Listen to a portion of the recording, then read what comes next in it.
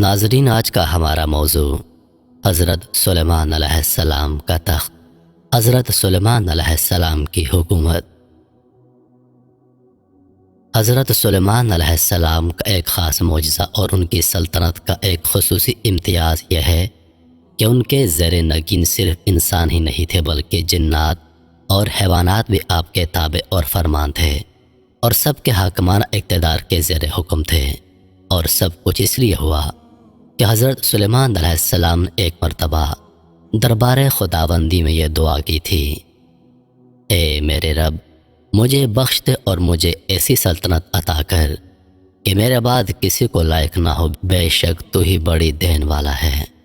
چنانچہ اللہ تعالیٰ نے آپ کی دعا قبول فرما لی اور آپ کو ایک ایسی سلطنت عطا کی کہ نہ آپ سے پہلے کسی کو ملی اور نہ آپ کے بعد کسی کو میسر ہوئی۔ حضرت سلیمان علیہ السلام کا یہ بھی ایک خاص معجزہ اور آپ کی نبوت کا خصوصی امتیاز تھا کہ اللہ تعالیٰ نے ہوا کو ان کے حق میں مسخر کر دیا تھا اور ان کے زیر فرمان کر دی تھی۔ چنانچہ سلیمان علیہ السلام جب چاہتے صبح کو 1 مہینے کی مسافت اور شام کو 1 مہینے کی مسافت کی مقدار ہوا کے دوش پر سفر کر لیتے۔ قرآن کریم نے آپ کے اس معجزے کے متعلق 3 باتیں بیان کی ہیں۔ ایک یہ کہ ہوا کو حضرت سلیمان علیہ السلام کے حق میں مسخر کر دیا، دوسرا یہ کہ ہوا ان کے حکم کے اس طرح تابع تھی کہ شدید تیز و تند ہونے کے باوجود ان کے حکم سے نرم اور آہستہ روی کے باعث راحت والی ہو جاتی۔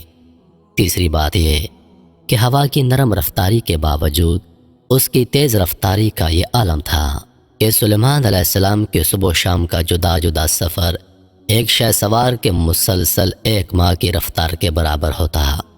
گویا سلیمان علیہ السلام کا تخت انجن اور مشین جیسے ظاہری اسباب سے بالا تر، صرف ان کے حکم سے ایک بہت تیز رفتار ہوائی جہاز سے بھی زیادہ تیز مگر سبک روی کے ساتھ ہوا کے کاندھے پر اڑا چلا جاتا تھا۔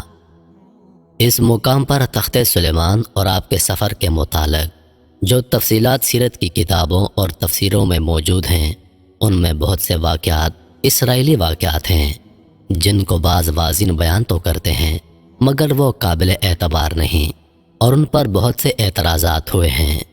قرآن مجید نے اس واقعے کے متعلق صرف اس قدر بیان کیا ہے: اور سلیمان کے لیے تیز ہوا مسخر کر دی کہ اس کے حکم سے چلتی اس زمین کی طرف جس میں ہم نے برکت رکھی اور ہم کو ہر چیز معلوم ہے۔ دوسری جگہ ارشاد باری تعالیٰ ہے: اور سلیمان کے بس میں ہوا کر دی، اس کی صبح کی منزل 1 مہینے کی راہ اور شام کی منزل 1 مہینے کی راہ۔ تو ہم نے ہوا اس کے بس میں کر دی کہ اس کے حکم سے نرم نرم چلتی جہاں وہ چاہتا۔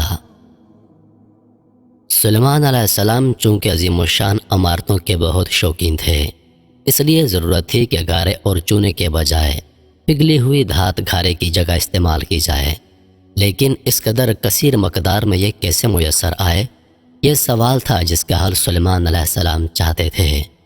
چنانچہ اللہ تعالیٰ نے سلیمان علیہ السلام کی اس مشکل کو اس طرح آسان کر دیا کہ ان کو پگھلے ہوئے تانبے کے چشمے عطا فرما دیے۔ اللہ تعالیٰ نے حسب ضرورت سلیمان علیہ السلام کے لیے تانبے کو پگھلا دیا تھا، اور یہ سلیمان علیہ السلام کے لیے ایک خاص نشان اور ان کا معجزہ تھا۔ آپ سے پہلے کوئی شخص دھات کو پگھلانا نہیں جانتا تھا۔